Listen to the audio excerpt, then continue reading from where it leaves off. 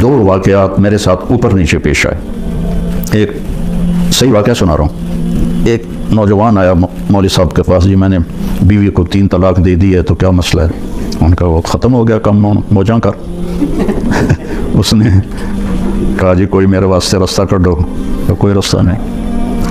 تو اس نے جیب سے ایک موٹا سا لفافہ نکالا اور ان کے مسلح کے نیچے رکھ دیا کہ مولانا صاحب کوئی رستہ کر دو. کہنے لگے چلو سوچنے ہیں کی آکھیا سی تو کہ جی میں آکھیا سی تین 3 طلاق. کہ الحمدللہ نہیں ہوئی. کہا اچھا جو کہ میں کہا تو چھوٹے کاف نہ لاکھیا 3 طلاق, وہ وڈے کاف نہ لاؤں 3 طلاق. تو طلاق نہیں آکھیا لہذا تیری طلاق نہیں ہوئی. تو ایک بڑے مولوی صاحب کو پتہ چلا تو انہوں نے کہا پھر تو نکاح بھی نہیں ہوا. کہ اس نے کہا تھا قبول, اسے کہنا تھا قبول. تو اپنے گھروں کو آباد رکھنا ہے نا تو اپنے اخلاق اچھا کرو, اپنا بول میٹھا کرو, برداشت کرنا سیکھو, اپنے بچوں کو سکھاؤ. چونکہ وہاں کی لائف کیا پوری دنیا میں یہ کہ برداشت ختم ہے. تھوڑی تھوڑی باتوں پہ طلاق ہو رہی ہے, تھوڑی تھوڑی باتوں پہ لڑائیاں ہو رہی ہیں. تو اپنے خاص طور پر اپنی بچیوں کو صبر کرنا سکھاؤ, انہیں سمجھاؤ کہ انڈیا پاکستان کے لوگ جہاں بھی آئیں نا ان کا سسرالی معاشرہ کوئی اچھا نہیں ہے, ان کی عادتیں تبدیل نہیں ہوئیں, وہ جہاں بھی گئے ہیں. تو اپنی بیٹیوں کو, اپنے بچوں کو سمجھاؤ کہ کسی کی بیٹی کو ساتھ لے کے چلنا ہے تو کیسے چلنا ہے. ہم ان کی تعلیم دیکھتے ہیں, یہ کر لیا, وہ کر لیا, PhD کر لی, اب کاروبار سنبھال لیا, اب اس کی شادی کر لو. لیکن یہ کیا کسی کی بیٹی کو عزت دے سکتا ہے؟ ایک حدیث میں آتا ہے اللہ کے نبی نے فرمایا کہ میرے مدینے کے صحابہ بہت اچھے لوگ ہیں. کس بات پہ؟ جہاد کرتے ہیں, تہجد پڑھتے ہیں, روزے رکھتے ہیں. نہیں کہ یہ بڑے اچھے لوگ ہیں, جب کسی کی بیٹی کو شادی کر کے لاتے ہیں تو اسے محسوس نہیں ہونے دیتے کہ ماں باپ کے گھر میں ہے یا سسرال کے گھر میں ہے. اتنی عزت دیتے. باقی اونچ نیچ تو ہر جگہ ہو جاتی, چونکہ یہ جنت تو ہے نہیں. ایک دوست کے ہاں میرا بیان تھا مسورات میں, تو بیان کے بعد انہوں نے مجھے کہا کہ ایک میرے دوست کی بیگم ہے, آپ سے ملنا چاہتی ہیں, انگلینڈ میں رہتے ہیں, اور وہ جو خود تھے میرے دوست وہ بھی بلینئر تھے. تو مجھ سے کہنے لگے کہ میرے جیسے 200 اس کی جیب میں آ جائیں گے, اتنا مالدار ہے وہ, میرے جیسے 200 اس کی جیب میں آ جائیں گے. سو میں نے کہا بلا لو. تو وہ آئیں اور تھوڑی سی بات کے بعد انہوں نے رونا شروع کر دیا. کہنے لگے لوگ سمجھتے ہیں میں بڑی خوش قسمت ہوں, بہت بڑے مالدار کی بیگم ہوں, لیکن میں اس دولت کو کیا کروں, میرے خاوند کا رویہ ہی ٹھیک نہیں ہے. لوگ میری گاڑی دیکھتے ہیں, میرے کپڑے دیکھتے ہیں, لیکن میرا دل تو اللہ ہی دیکھتا ہے اور تو کوئی نہیں دیکھتا. میرے خاوند کا جو سرد رویہ ہے اس نے میری زندگی حرام کر دی.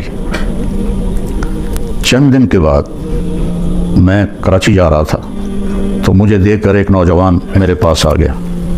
کہنے لگا مولانا آپ سے ایک بات کرنی کہ اللہ نے مجھے سب کچھ دیا ہے, دولت بھی ہے, عزت بھی ہے, سب کچھ ہے, لیکن میں اپنی بیوی سے اتنا تنگ ہوں, اگر میرے بچے نہ ہوتے تو میں اس کو طلاق دے دیتا. اس کی زبان 30 فٹ لمبی ہے. میں کیا رکھ دی کتنے 3 فٹ جڑے تو اس کی زبان 30 فٹ لمبی ہے. تو یہ 2 تصویر کے رخ ہیں, ایک خاوند کی بد اخلاقی سے عورت رو رہی ہے اور ایک جگہ عورت کی بد اخلاقی سے خاوند رو رہا ہے, اور وہ کہہ رہا ہے بچے نہ ہوتے تو میں طلاق دے دیتا. تو اپنے گھروں میں اگر آپ خوشی دیکھنا چاہتے ہیں تو اپنی زبان کا بول میٹھا کریں اور ایک دوسرے کی برداشت کرنا سیکھیں. میرے نبی کا فرمان ہے سب سے بہترین گھونٹ اور سب سے میٹھا گھونٹ جو انسان پیتا ہے وہ غصے کا گھونٹ ہے جس کو وہ پی لیتا ہے.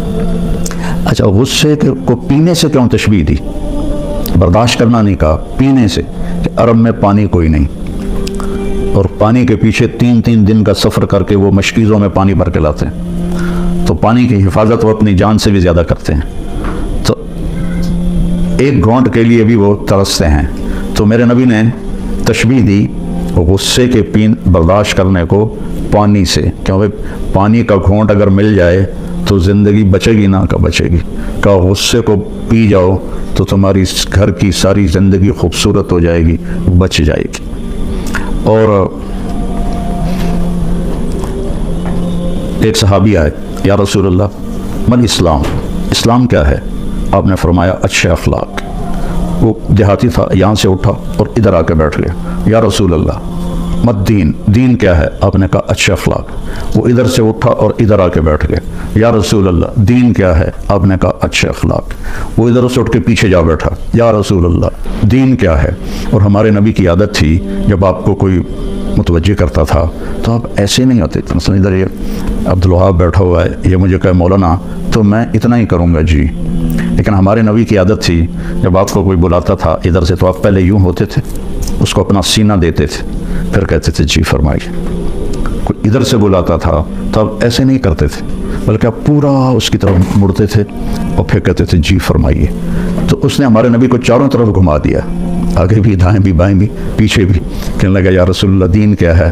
ہم نے کہا بھائی کب سمجھے گا، دین یہ ہے کہ غصہ نہ کیا کر۔ آپ نے آخر میں فرمایا دین یہ ہے کہ غصہ نہ کیا کر۔ اب غصہ تو ہر انسان مرد عورت کو آتا ہے، مطلب یہ ہے کہ جب آئے تو اسے روک لیا کر۔ غصے میں صحیح بولنا انسان کے بس میں نہیں ہے، صرف انبیاء کو یہ طاقت ہے کہ وہ غصے میں بھی صحیح بولتے ہیں۔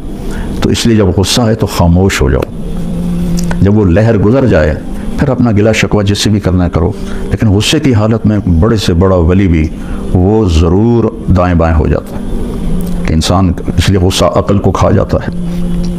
تو اپنے گھروں کو خوبصورت بنانا ہے تو امریکہ جانے سے نہیں خوبصورت ہوں گے، وہ آپ کے اچھے رویوں سے اپنے دل کو نفرت سے پاک کریں، اپنی زبان کو غلط بول سے پاک کریں، کسی کی دل آزاری نہ ہو، کسی کا کوئی یہ نہ کہے کہ میری بےزتی ہو گئی اور میرے ساتھ اچھا نہیں کیا۔ یہ بعد میں حضرت لقمان علیہ السلام فرماتے تھے کہ میں چپ رہنے پہ کبھی نہیں پچھتایا، میں جب بھی پچھتایا اپنے بول پہ پچھتایا۔ یہ کتنے نوجوان پوچھتے ہیں جی وہ غصے میں جی میں نے طلاق دے دی اب کیا ہوگا؟ سو میں نے کہا اب تو نے خود ہی کام دکھا دیا ہے تو میں کیا کروں؟ تو کہا جی بس وہ غصے میں ہو گیا، اس لیے میں کہتا ہوں غصے میں چپ کر جاؤ۔ ویسے ہمارے یہاں تو ہر قسم کا سودا بکتا ہے۔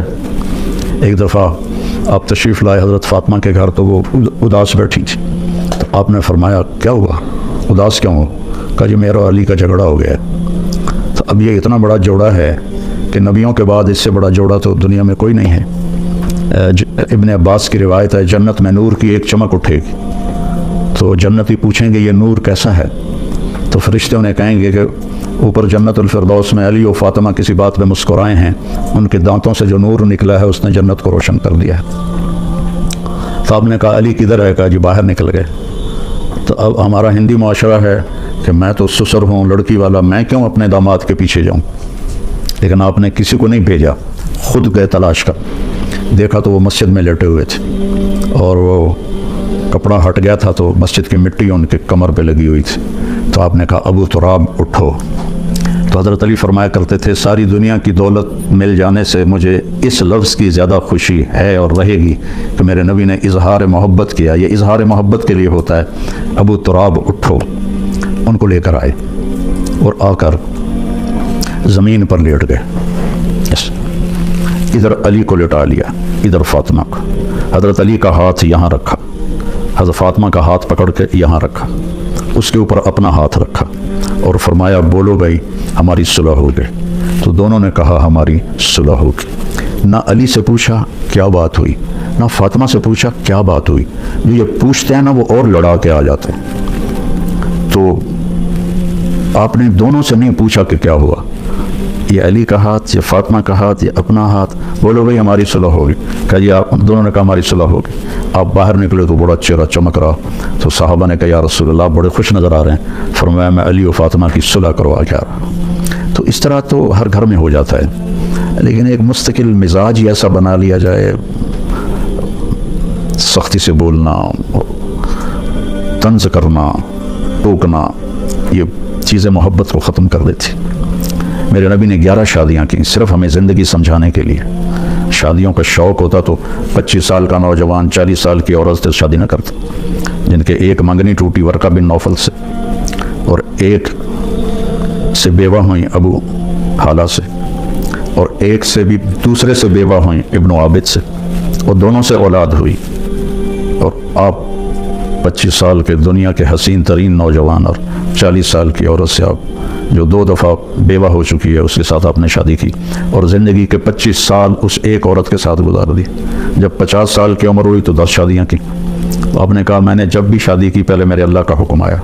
تو ہمیں زندگی سمجھانے کے لیے کی کہ عورت کے ساتھ زندگی کیسے گزارنی اور عورتوں کو سمجھایا کہ اپنے خاوند کے ساتھ زندگی کیسے گزارنی. تو اللہ ہمیں اچھے اخلاق کی توفیق دے, اس کی نیت فرمائیں. تبلیغ میں تھوڑا وقت دیا کریں, آپ کو بہت فائدہ ہوگا انشاءاللہ. السلام علیکم.